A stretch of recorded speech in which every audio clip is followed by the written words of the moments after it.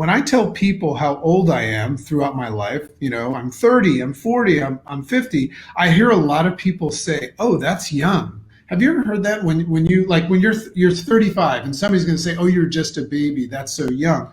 What I hear when people tell me that, because I have a mortality mentality, call that a good or a bad thing, but I'm aware of the fact that I don't know even if I have the 24 hours ahead of me. So what I hear when people tell me, "Oh, that's young," is I hear, "Why bother going after life today? You've got time." Isn't that interesting? Yep.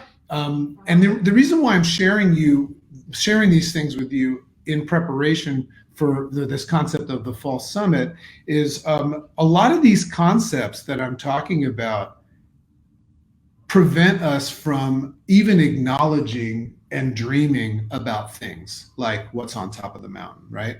I believe that the biggest battle that we have in life is not allowing ourselves to go dream and touch and experience what it's like to be in a better, uncommon state.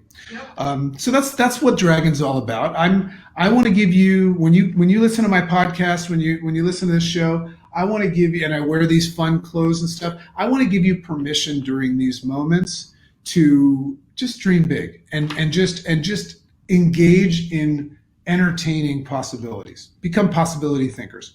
So it's fascinating to look at our goals in life, whether physical, mental, or financial, and evaluate the perception of the time associated with achieving them. Think about that. When you look at a goal, in some way, shape, or form, you're going to evaluate the time associated with it. So I believe that this plays a huge role in our decision-making process as we contemplate making the decision whether or not we're going to go after them or we're not. We always evaluate time. Now, the time that we evaluate is also attached to risk, because sometimes we're worried about risking time. When we're afraid of failing, I don't think we're afraid of failing as much as we're afraid of wasting time. That's the problem with failure. I mean, failure doesn't feel good, but we're also afraid of wasting time. In fact, the even bigger potential fear than failure is success. Worried that when we get there, we're going to be overwhelmed by it, not be able to handle it, but it's still attached to about wasting time. So I read an article about a man this was kind of what triggered the Fall Summit idea. I read an article about a man that perceived a 3-hour drive when he was a child. Remember when you were a kid and we used to drive everywhere as kids. We didn't fly as much as we did. And he remembers as a child taking a 3-hour drive, which he thought was a very long time. And then he noticed that the same drive seemed much, much shorter in subsequent trips. So as he got older and took the same trip, the same 3-hour drive, he just noticed that it became shorter and shorter and shorter. In fact, as he became an adult, taking a 3-hour drive that he's taken before just seemed shorter. So he also noticed how time would actually, so we're in the evaluation of time. He also noticed how time would slow down during events where he went through some sort of a traumatic experience, like a car crash. A lot of times I was in a terrible car crash, and I remember, the actual accident, when I got hit and I was swerving and then I went into a wall, it probably took 2.5, 3 seconds, but I remember that time really, really slowed down. Chicken, I don't know if you've ever had an experience like that, but whenever we go through some sort of traumatic experience, time slows down. So in the evaluation of time, right? So this brought to light the idea that time appears to move slower. Remember, when we're looking at this idea of setting a goal and evaluating time, it's important how we look at time. That's why I'm sharing this with you. But time appears to move slower the more we pay attention to the newness of things. So on that first 3-hour drive, that first excursion, that first climb of a mountain, you're noticing things because it's all new. So time has a tendency. So one of the thoughts that I want to drop on you right now is that when you're looking at going to a place you've never been, the evaluation of how long it'll take it'll take too much time because you've never done it before. That's all I'm trying to accomplish. So the newness of things is something that extends time. And then also another thing that gives the perception that it's going to take a lot of time is when there's some sort of fear attached to it, right? That's the trauma. That's like the car crash, right? So I feel this is important as we contemplate going after things much more the first time we do them, because it's unknown and it's scary, as we look at the potential risk of wasting time. So here's the point. If you're looking at doing something right now, anybody is looking at doing something, you're going after something and it's new and you've never had it before, chances are your evaluation of how much time it will take is that it's going to take a lot of time because it's new. So I just want to bring that to your awareness. I'm sitting here now in a polished state where I've got the money, I've got the girl, I've got a lot of things that I remember way back when this was foreign and new to me, right? This life that I live right now. The concept of being a dragon is, I looked at dragons like most people as mythical creatures, meaning things that people talked about, but nobody really believed they existed, right? So that's what a dragon is to me.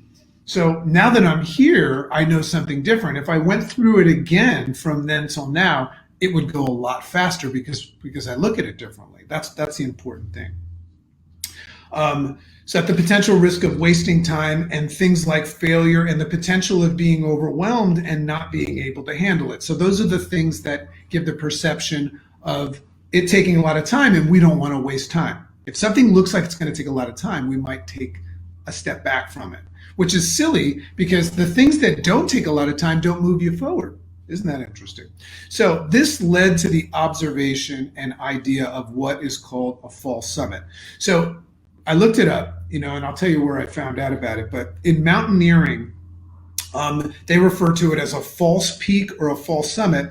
It's a peak, of a mountain that appears to be the pinnacle of the mountain, but upon reaching it, and just imagine going up that mountain, trudging up that mountain all day, upon reaching what you perceived was the peak, it turns out to be just something that leads to the actual summit. You couldn't see it, right? You perceived that you saw the peak.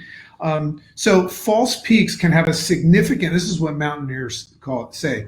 They say false peaks can have a significant effect on climbers' psychological states by inducing feelings of dashed hopes and even failure. How's that any different than what I'm talking about, right? How is it different to look at the goal that you're going after as a mountain you've never climbed, and also this kind of knowledge that there might be a false peak, right? That you can't reach it, or maybe even it is not when you're evaluating time, you worry that you'll waste time by getting somewhere and it not even being as fulfilling or where it is that you thought you wanted to go.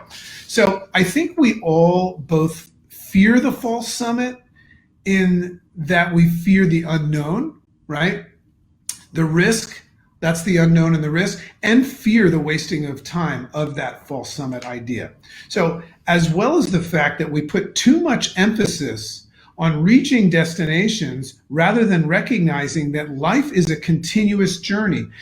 When I was looking at that idea in the beginning, and I was talking about nothing can survive without food, happiness is the same, it's a temporary experience that must be nourished. What I'm entertaining right now is that we have a tendency of looking at the destination we're trying to achieve and being worried that the journey will take too much time. So what I'm saying right now is life is a journey. You're never actually going to arrive at the destination that you'll say, I'm done, right? So a false peak is something that you can either perceive and worry about, or you can embrace the fact that there is no peak. You'll never get to the mountaintop. Because what I can tell you is that I'm on a mountaintop right now in relation to most people, and I feel like I'm at base camp right now, right? So that's another concept that I'll bring up. So it's not until you reach the summit of one mountain that you can see the summit of the next. So this is called a peak to peak, consciousness, right? And what that means is that you can't see the mountain behind the mountain. You can't see the goal or the next step until you reach the first one. So what is valuable about this is what I'm telling you, what I'm sharing with you is you might be holding yourself back from even starting a journey. I've never seen anybody fail at achieving their goals and success. I see people quit and I see people never start. I've never seen people go after something with no quit in them and fail. So that's what I'm talking about right now, is you and your analytical mind that was programmed by your programmers, right, is evaluating things with yesterday's program and information and saying that's going to take too much time. I can't do that. I might fail. I might get overwhelmed. But what I'm saying is A, you have no idea because you've never done it before. And B, that's the best part. That's the best part. The best part of achieving your goals is not when you get to the mountaintop. It's when you look back and evaluate what you did to get there, right? And then the next thing you see is the next mountaintop. And you realize you haven't achieved anything but a step towards something else. As human beings, we can never, ever be satisfied with just stopping. We're always going to be looking towards something else. So we call that peak to peak. So I like the 3-hour drive that I've never been on before. In fact, Chicken and I, we don't do date nights. We do something called explore nights. It sounds sexy. It sounds sexy, but what we mean is we like to go out not knowing where we're going to go. And one of the values that's coming to light right now is that it's a journey and it's an adventure. We like to create memories and adventures. So we find that our most special moments happen when we don't plan it and we go into this new spot. Because if we go to our same restaurant and we go to the same movie or go to the same concert all the time, eventually it's going to get boring, right? So I like the 3-hour drive that takes too long because I get to see the scenery and the newness of seeing things. I've also come to like the challenge and fear associated with taking risks and potentially wasting time. What a stupid thing that I just said, right? Or is it? I like the idea of taking risks and potentially wasting time, as within that fear and within that potential risk lies the growth that I seek. So you start to learn when you get to the mountaintop and you evaluate what you did to get there, you start to learn some things that you didn't know before when you were evaluating it with your analytical mind programmed by yesterday, running yesterday's program, right? You start to learn some things that you didn't know, like these things that you're afraid of, or like wasting time, risk, fear, all that stuff. Those are actually things that you feel when you're looking at the actual way towards your goals. Right? So now once you reach one mountain peak, another mountain peak is represented by a new strategy. A new strategy is not to move away from fear, not to move away from the fear that you're going to waste time and the evaluation of that things take too much time. You start to recognize why you're seeing those things. So what it's about is you're starting to create a new level of consciousness,